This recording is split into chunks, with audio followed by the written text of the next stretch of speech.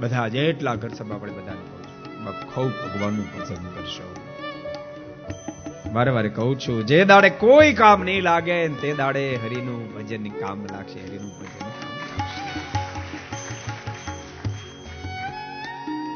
અને ભૂલતાની ભજન કરતા કરતા તમે તમારા ધંધા કરશો, વેપાર કરશો, નોકરી કરશો, તો એમાંથી જે તમને ફળશ્રુતિ પ્રાપ્ત થશે ધન વગેરેની, એ પણ તમારા માટે સુખ રૂપ બનશે.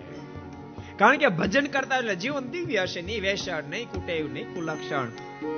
પરિવારના સદસ્યો પણ એથી પ્રેમથી રહેતા હશે. કોઈને વેસન કુટેવ કશું જ નહીં હોય.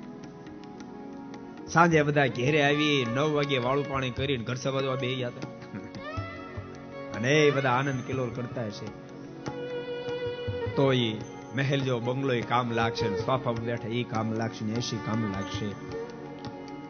અને જો તમે ભગવાન ભૂલશો, બેફામ જીવન થઈ જશે, તો બંગલો કામ નહીં લાગે ને બાપ એસી માં પરસેવે રેપચપ થઈ જાવ. પરસેવે રેપચપ થઈ જાવ. એસી રૂમ માં પણ ઊંઘ નહીં આવે. કારણ કે છોકરા કપાતર થયા હશે. રાતના 12 ઉપર 1 વાગે ત્યારે બેલ મારે, દરવાજો ખોલો તો લડફડિયું ખાતા ખાતા ઘરમાં એન્ટ્રી કરે છોકરા. પછી બાપા રાજી થઈ જતા છે, વાહ મારો દીકરો, બાકી કેટલી બેટા પીધી, 2 કે 3?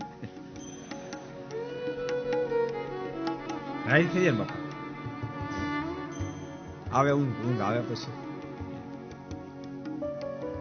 હરિનું ભજન કરતા કરતા, પ્રભુને પ્રાર્થના કરતા કરતા, પરમાત્મા રાજદેવ દિવ્ય જીવન જીવતા જીવતા પછી તમને જે પ્રાપ્ત થશે બધું સુખરૂપ થશે.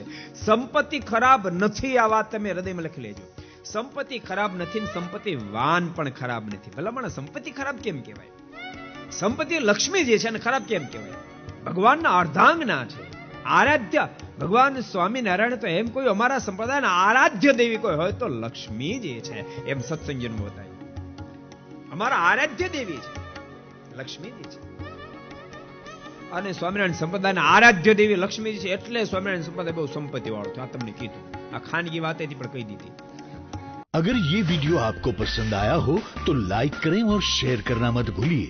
सब्सक्राइब करें सरदार कथा चैनल को और बेल आइकॉन पर क्लिक करना मत भूलिए लेटेस्ट वीडियो सबसे पहले पाने के लिए.